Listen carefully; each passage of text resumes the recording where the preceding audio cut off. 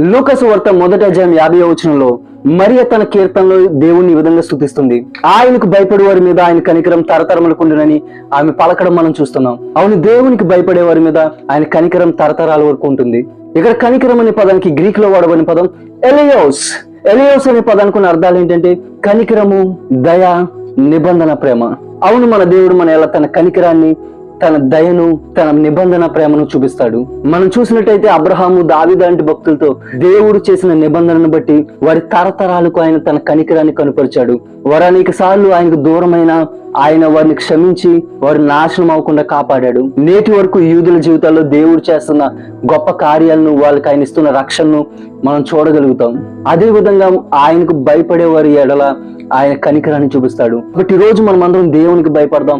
అప్పుడు దేవుడు మన కుటుంబాలను, మన పిల్లలను ఆశీర్వదిస్తాడు. ఆయనే మన తరతరాలకు తన కనికరాన్ని చూపిస్తాడు.